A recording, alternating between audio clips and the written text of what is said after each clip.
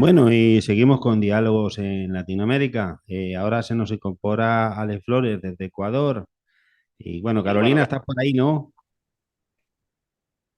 Carolina, bueno, Sí, sí, yo sí, creo que sí, aquí Carolina no estoy, sé. aquí Bueno, estoy. Alex, ¿estás por ahí? ¿qué tal, Francisco? Buenas tardes allí en Argentina. Un placer. Hola, Bueno, Ale, buenas tardes. vale, ¿Qué tal, vale. Estaba preocupado, Sí, digo, ya se nos ha ido no, Carolina, se ha aquí cansado. estoy, aquí estoy. Bueno, vamos a ver. Vamos a empezar en diálogos en Latinoamérica. Uruguay y el triunfo del Frente Amplio. Alex, ¿retos de esperanza para Latinoamérica? Por supuesto que sí, con el triunfo de ya el actual presidente electo, Yamandu Orsi, allí en Uruguay con el Frente Amplio, ¿no? Con el 89% de participación de votación del pueblo uruguayo y que es un triunfo del progresismo en América Latina que abre varias puertas. También hay que recalcar la figura de su vicepresidenta, la señora Carolina Corse, que tengo entendido era alcaldesa de Montevideo, que ha sido también una figura muy importante en el triunfo del Frente Amplio, eh, que es una envidia para, al menos para Ecuador, de cómo confluyen las izquierdas en ese Frente Amplio, que hay que recordar no se ha conformado así como así para estas elecciones, viene desde los años 80 y la propuesta del presidente Orsi es muy, muy ambiciosa desde la visión de izquierda, muy diferente a lo que, por ejemplo, está sufriendo Argentina con Milei o Ecuador con Noboa. Eh, por ejemplo, la subida propone, y es lo que va a poner en marcha el presidente Yamandu Orsi sobre la subida de salarios, principalmente en el sector eléctrico y en la industria, en las pequeñas y medianas empresas, en las pymes. Luego, más inversión y mejora de la sanidad pública y del transporte público.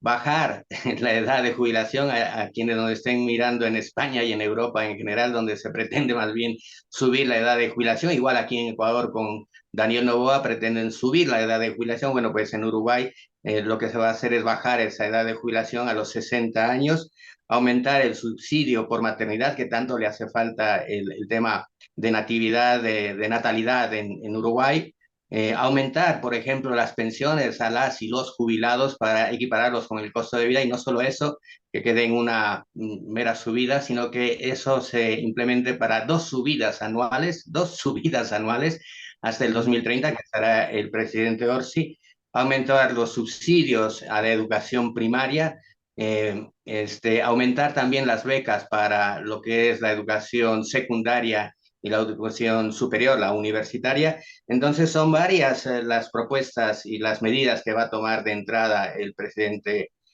Orsi desde el Frente Amplio allí en Uruguay, lo cual es un beneplácito para nosotros, para nosotras, como hermanos, hermanas latinoamericanos, para con el pueblo uruguayo, y que confirma la corriente en todo el continente sobre ese giro hacia la izquierda o al menos hacia gobiernos progresistas en la región, en donde la derecha únicamente se queda pues con pequeños países en lo político, me refiero, no como pueblos, como Ecuador, Perú, Milei en Argentina, Novoa aquí en Ecuador, yo qué sé, Costa Rica, Paraguay y el resto son los países latinoamericanos de gobiernos de izquierda, Francisco. Muy bien, y Carolina, tú compartiste un mapa que lo vi que estaba casi todo teñido de rojo y me llamó mucho la atención porque verdaderamente cuando ves el mapa es cuando eres consciente de ese cambio transformador que, bueno, de resistencia, ¿no? Que se está viendo en Latinoamérica con respecto al fascismo que está asolando Europa, ahora Estados Unidos, ¿no? Con Donald Trump. Eh, ¿Qué te produce lo que ha pasado ahora mismo en Uruguay en estas elecciones? ¿Qué te transmite como reflexión latinoamericana? Yo escuché tu editorial, Francisco, hoy y me pareció súper acertada y además con ese toque esperanzador, ¿no? De que la patria grande pues se convierta en un solo bloque en el que podamos aplicar políticas progresistas que están en este momento eh, en boga o en parte de nuestro territorio, exceptuando Ecuador, como lo dijiste tú, Perú, Paraguay, Argentina, en este momento, ¿no? República Dominicana. Entonces, pienso que este mapa me genera satisfacción porque creo que Latinoamérica ha transitado un camino muy largo de lucha, de lucha popular, de la lucha del pueblo para conseguir muchísimos derechos que habían sido negados porque Latinoamérica es el patio trasero, ha sido el patio trasero de Sí. Estados Unidos, ¿no? Y el lugar en donde Europa y las grandes empresas como también de China, de Canadá, eh, explotan nuestros recursos naturales. Entonces me parece que seguir en esta cadena de progresismo de izquierda en Latinoamérica es un buen camino y es un buen precedente para que Europa también se pellizque un poco Sí. de todo lo que va a acontecer de acuerdo a lo que estamos viendo con esta guerra, con este conflicto entre Ucrania y Rusia, entre Palestina e Israel, entre el apoyo que los países de la OTAN, los países europeos le están brindando a Israel, el silencio cómplice que hay. Entonces me parece que todo lo que está pasando en Latinoamérica, lo que pasó en Uruguay, me llena de muchísima alegría porque a mí siempre me llamó mucho la atención la política tanto en Argentina como en Uruguay, porque, por ejemplo, Uruguay siento que es un país que si bien estuvo en manos de la derecha en los últimos años, siempre ha tenido como ese bipartidismo muy marcado, ¿no? Y Sí. está eh, el proyecto progresista muy, muy caracterizado allí. La gente lo apoya. Lastimosamente este año los jóvenes no salieron mucho a votar, pero sigue siendo para mí un ejemplo en Latinoamérica.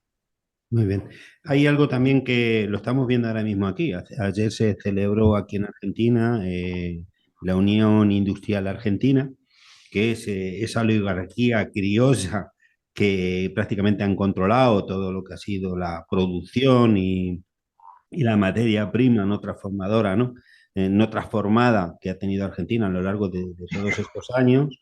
Y sin embargo no están de acuerdo ahora con la política que les está haciendo Milei porque entienden que no es un sistema proteccionista y que está importando productos de baja calidad que va a conllevar prácticamente una explosión en lo social y en lo laboral, ¿no? Entonces, ¿creéis que hay una crisis de identidad de la sociedad criolla latinoamericana por esto que está dando en Argentina y por lo que se está dando también en otros países gobernados por la derecha, donde sienten que a pesar de que tienen partidos de derecha, no les están protegiendo como ellos quisieran? ¿Hay una crisis de identidad criolla? Alex.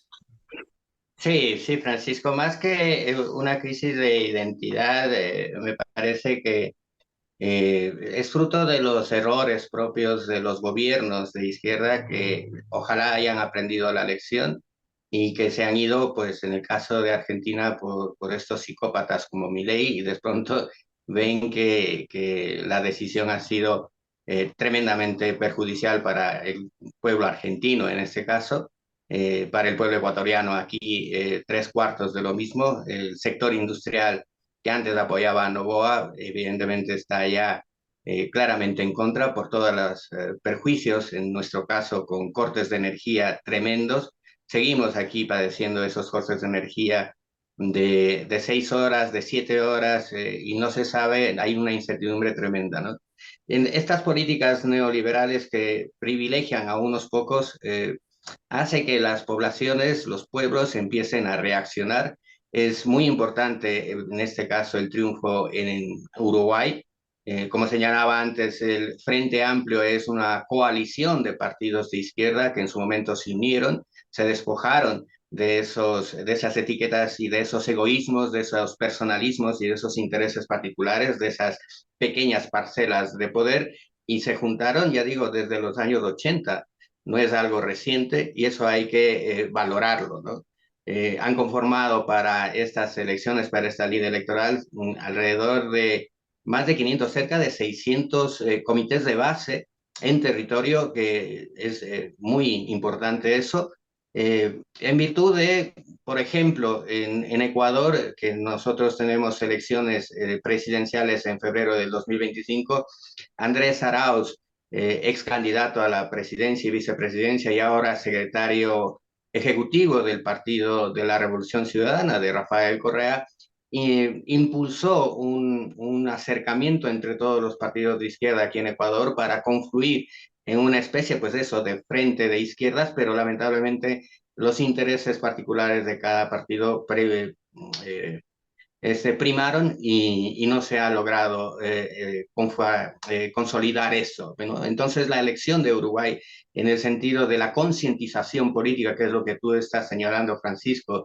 de acuerdo a ese giro hacia la ultraderecha en el caso de Ecuador y de Argentina, luego ven que hay las posibilidades reales de crecimiento desde la izquierda o al menos desde un gobierno progresista. Sin embargo, y termino con esto, es muy importante que esa confluencia que no se pudo dar desde los partidos políticos aquí en Ecuador, pues la ciudadanía ha empezado a consolidarse, a crear un frente no de partidos, pero sí de organizaciones de base.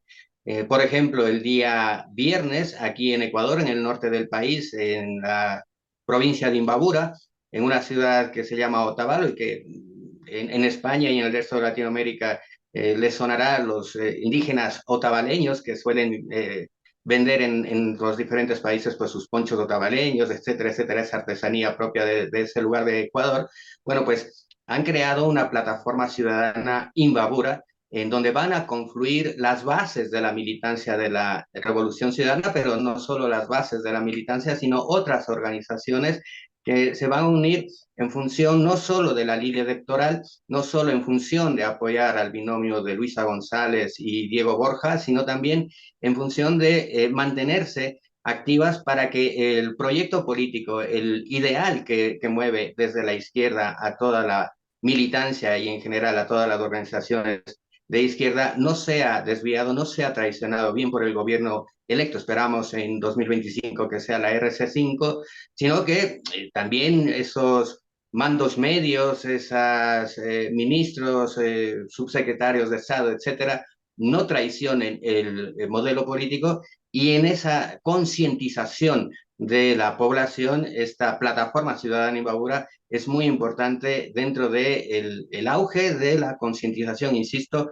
de concientización política, más allá de la concientización que se puede entender partidista, ellos van a ir más allá de esto en defensa de los derechos de la ciudadanía, en un debate, en una implementación de ferias, foros, conversatorios desde el pueblo, con el pueblo, y esa es la esperanza aquí en Ecuador, que ojalá se reproduzca en otras provincias, Francisco. Carolina, en Colombia, concretamente la oligarquía criolla, ¿está también de capa caída o por el contrario sigue unida porque ve un objetivo en común que es un gobierno progresista que lo tiene enfrente? A pesar de que sus intereses pueden beneficiarse, como que en la mayoría, hay que recordar que la mayoría de los gobiernos progresistas que ha habido siempre, por ese proteccionismo que parece mentira, ¿no? Pero siempre ha sido un proteccionismo sobre lo local y sobre los productos, sobre las empresas, pero luego siempre terminan perdiendo las elecciones con el apoyo de esta oligarquía criolla hacia la derecha, como ha pasado aquí en Argentina. En Colombia, ¿cómo se vive esa situación? ¿Cómo lo vive la oligarquía criolla eh, con respecto a este gobierno progresista de Petro? Bueno, en Colombia es muy fuerte ese arraigo de la oligarquía criolla eh, y viene desde la época casi independentista, de cuando Camilo Torres proclamó ese memorial de agravios para diferenciar los derechos de los criollos y de los nativos de Colombia, de América Latina, con respecto a los españoles, ¿no? Pero en este momento de la historia, Colombia vive, si bien tenemos este gobierno de carácter progresista de izquierda, la derecha siempre está ahí encima, están súper bien organizados. Ahora tenemos muchísimos candidatos que están surgiendo para las próximas elecciones en 2026 de derecha, ¿sí? Incluso esta señora, la periodista Vicky Dávila, que para mí va a dar una sorpresa en las elecciones, están organizando su regreso, porque aquí Colombia es un país profundamente conservador, entonces aquí no se permite eh, que el gobierno progresista que está ejerciendo Gustavo Petro no le van a permitir seguir adelante. O sea, los candidatos que puedan surgir de este pacto histórico entre los partidos de izquierda de Colombia tienen que trabajar muy fuerte para lograr conseguir el gobierno en 2026 y lograr la consecución de este gobierno, de que sea seguido el gobierno progresista que está ejerciendo Gustavo Petro.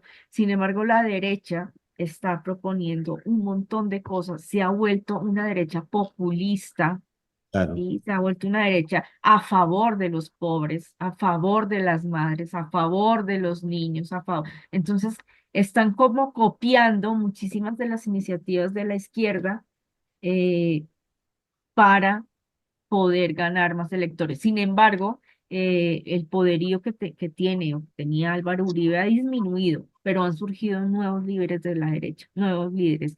Incluso hay un candidato, un posible candidato que es Miguel Uribe Turbay, que es nieto del expresidente Turbay Ayala, que ejerció violencia militar en Colombia contra todo lo que oliera a izquierda.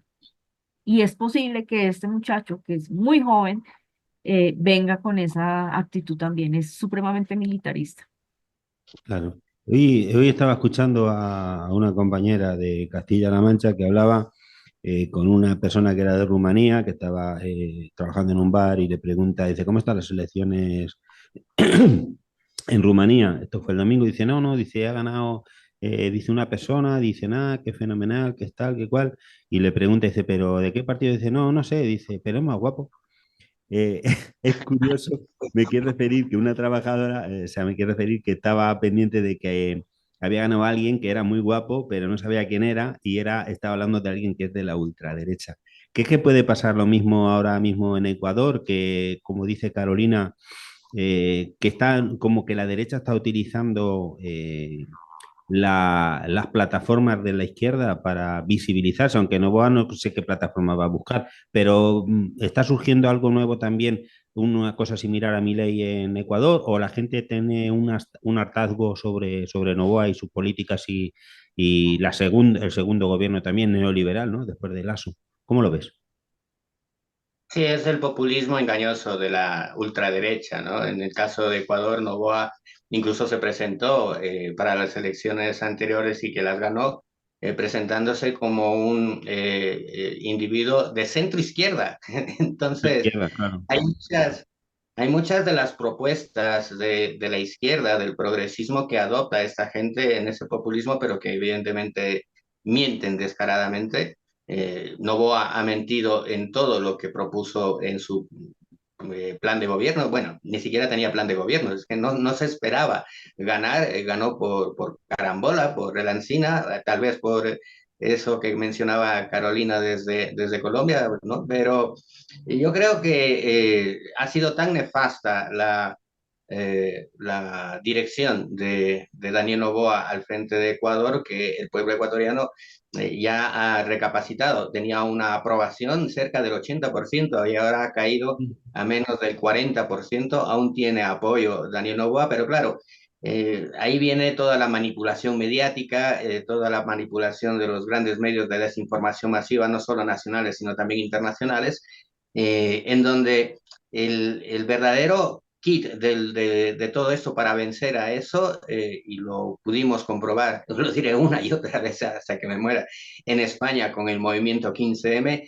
es ocupar un lugar que ellos desconocen, la élite, la oligarquía desconoce, que es la calle, que es el movimiento popular. Y ahí es donde podemos vencer. Y reitero, la esperanza en esa conexión entre la política y el pueblo que van a impulsar en Otavalo, la plataforma esta que se va a lanzar este viernes aquí en Ecuador, plataforma Ciudad Imbabura, pues puede marcar ese giro. No obstante, hay un tema geopolítico mundial en donde también hay que considerar esto, que a Estados Unidos le interesa muchísimo seguir controlando a Ecuador en base a las Islas Galápagos y a la base militar que quieren, que ya le están operando, pero que quieren oficializarla allí, y que la embajada norteamericana aquí va a presionar para que Daniel Noboa o algún sustituto de él que no se ve en el horizonte de derechas mantenga esa posición neoliberal en función de los intereses norteamericanos en este conflicto geopolítico mundial, que como señalaba Carolina, la guerra en Ucrania es tremenda, ¿no? Y yo creo que para terminar, el pueblo ecuatoriano debería ser consciente de las alianzas, incluso comerciales, incluso para los empresarios, los industriales aquí en Ecuador, en función de nuestros socios de izquierda en Brasil, ahora Uruguay, México. México, por ejemplo, y termino ya con esto, es muy importante, ha respondido la presidenta Claudia Sheinbaum a esa propuesta de Donald Trump de elevar los aranceles a México respecto a la migración, y ha respondido una carta que les invito a verla, está en YouTube, muy diplomática, pero muy fuerte, defendiendo la soberanía mexicana, pero también con la mano extendida. Es para los estudiantes de diplomacia una verdadera lección de cómo se tiene que manejar la diplomacia.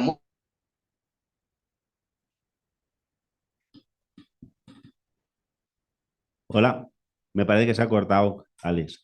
Carolina, Sí, aquí me estoy. parece que, no, me parece que se ha cortado, se habrá cortado la luz. Creo Bueno, que Ahí las está. circunstancias están mal. bueno, nada, nos hemos quedado sin tiempo. Carolina, muchísimas gracias. Yo tenía muchísimo tiempo, pero la verdad es que ha sido estupendo la entrevista y luego esta charla, ¿no? Gracias. Solo una cosa, decir que el Dime. candidato rumano que va punteando en las encuestas se vende como populista de ultraderecha. Es que Sí, es sí, así como están curioso. queriendo volver a tomar el poder en muchos lugares del mundo. Muchas Sí, gracias, Francisco. es lo que has dicho con el candidato este que está floreciendo ahí en Colombia. Yo creo que hay que Ajá. estar atento, ¿no? Uy, Utilizan unas sí. plataformas de la juventud y vendiéndose por algo que verdaderamente no es. Bueno, muchas Así gracias, es. Carolina, por haber estado con Gracias. nosotros. La semana que viene te esperamos otra vez aquí en Claro que sí. Diálogos en Latinoamérica. Alex, Gracias. Como siempre, un placer, Francisco. Un fuerte abrazo vale. allí en Buenos Igual, Aires. igual tenemos pendiente contigo una entrevista un poquito más amplia porque es súper interesante. Hay que hablar mucho antes de que lleguen las elecciones en febrero en Ecuador para que la gente sepa un poco lo que está pasando. Un Por abrazo favor, grande. un Un abrazo. abrazo, Alex. Venga, chao, chao. Chao. Chao.